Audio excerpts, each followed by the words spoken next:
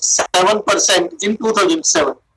By 2030, India will spend about 5.4% of its GDP on adaptation, assuming an 8% rate of economic growth.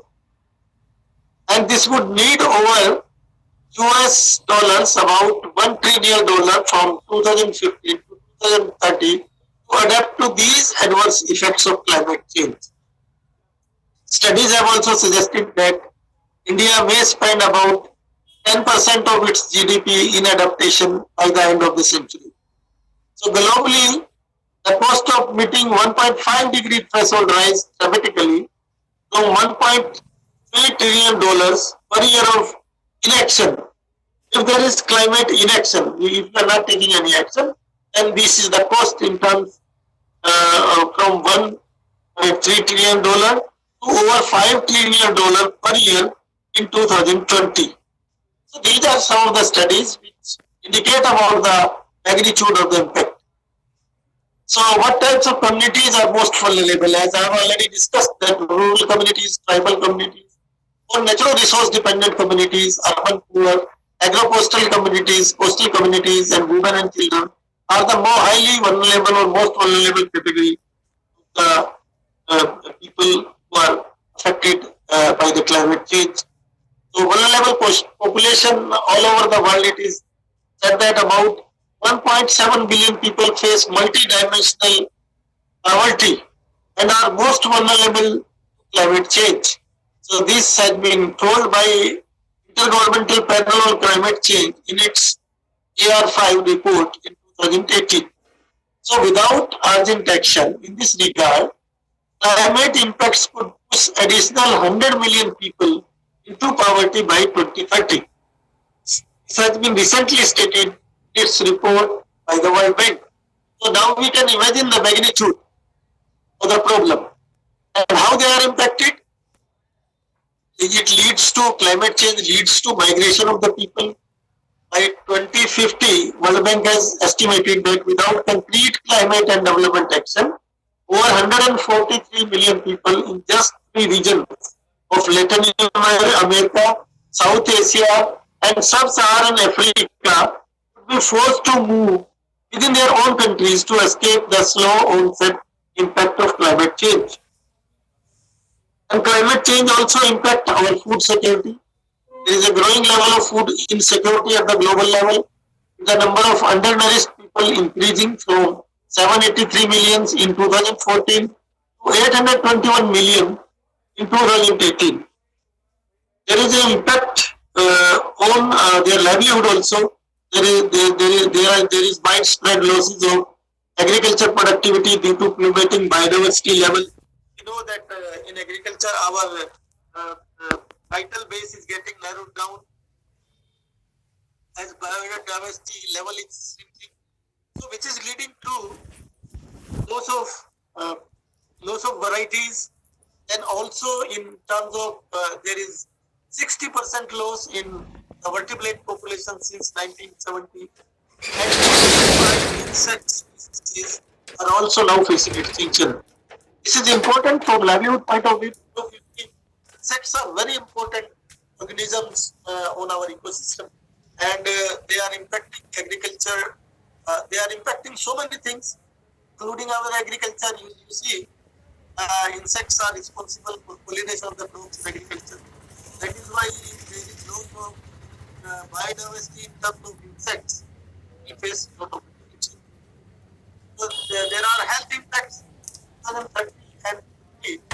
Climate change is expected to cause approximately 10,000 additional deaths per year from malnutrition, from malaria, from diarrhea, and heat stress, including the natural communities.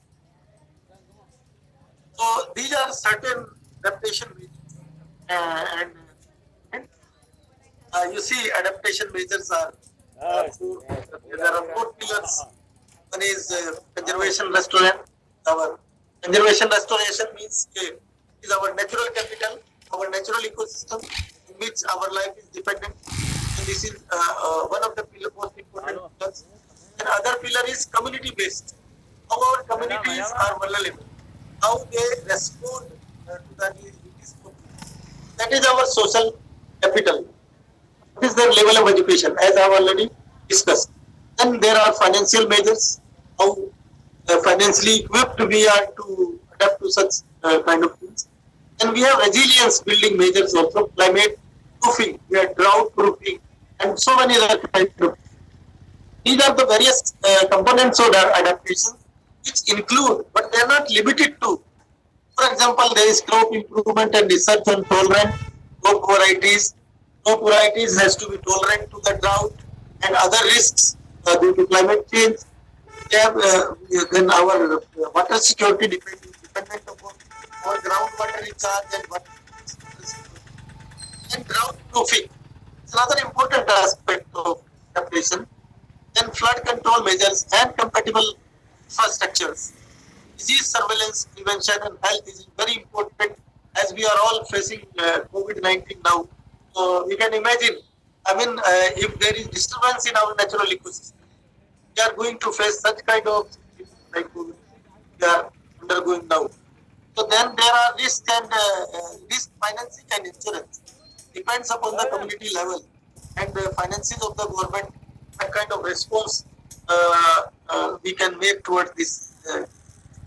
Then we have to have our disaster management. Uh, so this is also another important aspect of the adaptation measure. Our ecosystem restoration, as we are doing, I'll be subsequently talking about that. We are doing in touch. So we have to restore our ecosystem to their normal status so as to have a maximum benefit out of it. Then forest conservation and protection is very important. That is also part of our ecosystem restoration. Then we have to have livelihood diversification in terms of ensuring proper livelihood to the people. And their traditional livelihood system should be preserved and poverty should be alleviated as early as possible. So these are some of the nature-based adaptation. These are some of the benefits. These adaptation measures are very cost-effective. They don't have any regret option. Even if effects of climate change don't materialize as predicted, they will still be useful. They are compatible. So we have multiple goals which can be pursued in parallel. Multiple sustainable development goals which can be pursued in parallel. And we have several other attendant benefits, which improves water regulation, air pollution regulation, food production, biodiversity conservation, our local livelihood protection, recreation function of our land landscape, and so on and so forth. It allows for flexibility dealing with the constantly changing climate and its associated risks. It can create new income opportunities for sectors such as tourism, conservation management, agriculture, and forestry. It can also curb the climate impacts from degradation of ecosystem. It can also, nature-based adaptations can also act as a buffer to negative impacts of the climate change. For example, we are able to improve our mangroves and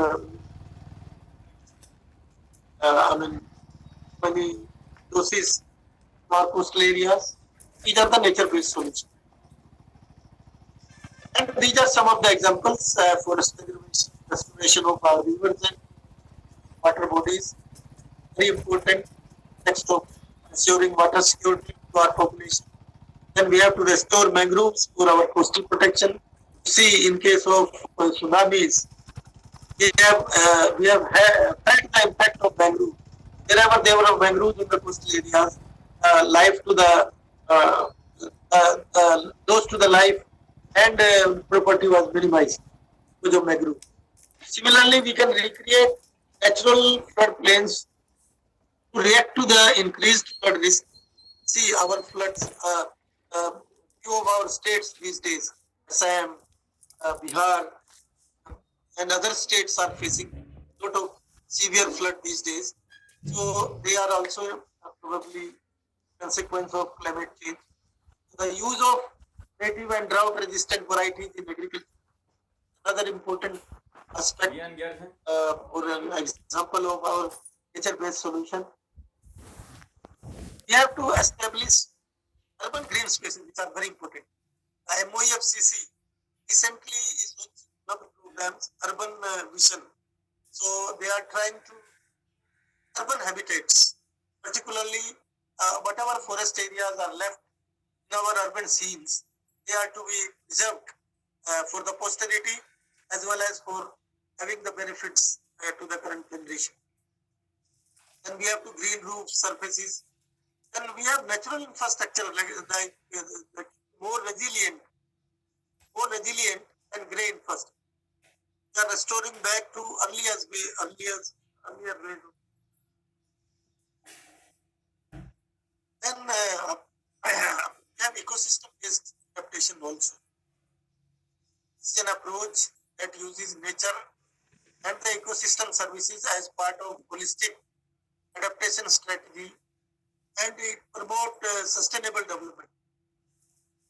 It protects vulnerable communities from extreme weather while simultaneously providing variety of ecological benefits that are crucial for human well-being, such as clean water, air, and food. So it is a win-win situation for this. Then we have community-based adaptation also. It has people at its center, and it uses participatory, culturally appropriate ways to address the climate challenge, but with a stronger emphasis on ecological and natural. These are the processes of ecosystem or community-based adaptation. We have to plan. Planning is very important. So in planning, we have to go for stock taking of the current situation, socio-economic situation, ecological, our regulatory regime, and our institutional context. They have to be considered for planning. Then we have to analyze the climate change scenario, the current and future vulnerabilities. And according to this, we have to design our program by identifying, selecting, appraising adaptation options. And we have to implement. Our implementation should be very honest, and we have to develop long-term and lucid implementation strategy, framework, and action plans for us to work properly. And we have to have very robust monitoring and evaluation system so that we can rectify our things, or we can have midterm actions also. And we have to mainstream these, integrate these into planning process, we have to existing policy programs or any future projects. Then, so this is the process of how I'll be discussing about that foundation is in our Kutch district. So this project is climate change adaptation for natural resource dependent communities in Kutch district. Objective of the project is to strengthen their resilience, water and livelihood, security and ecosystem restoration. This project was sanctioned in July 2000, and it covers of Kutch district, its natural resource dependent community. For example, in Bhuj Taluka, we have Banni region, Banni grassland. It used to be one of the important dominant, I should say, grasslands of the Asian region. So the pastoral communities of Banni grassland are one of the stakeholders in this project. Then we have in Abdasa Taluka, which is coastal taluka of Kutch district. They have fishing communities who are fishing on it is Pagadiya's community. They don't have boats and those. That is why they are the most vulnerable area. And we have farming community in the Khadir region. Khadir region is self in Kutch district, one of the most vulnerable region in Kutch district. So the farming community also is in Bachau Taluka. They are also one of the stakeholders in this. So this project covers about 2,170 households, and it includes about 30% of the women beneficiaries. And this project is being implemented in 32 villages in these three distinct regions we have just discussed. So, as we all know, Kutch is a rare scrub forest, grassland, wetland, run, and the large coastal and marine habitat. One of the beautiful districts, probably one of the largest districts of our country now. It is many states like Haryana.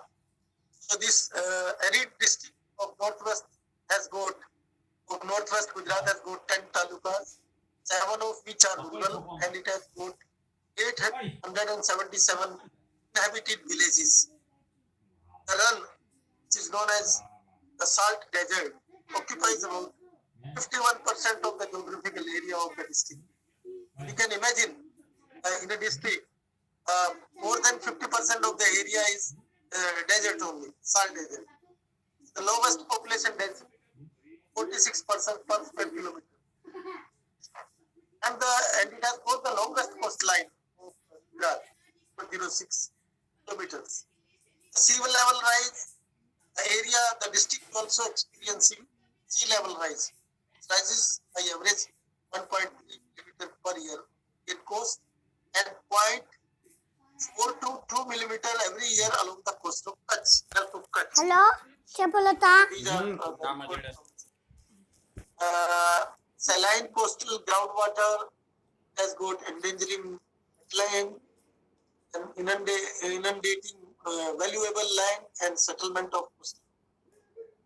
The mean maximum monthly temperature of the district is 39.5 degrees centigrade during May, and mean minimum monthly temperature is 9 degrees Celsius during January. So long-term average rainfall as per the meteorological department of which station, scanty over there, it is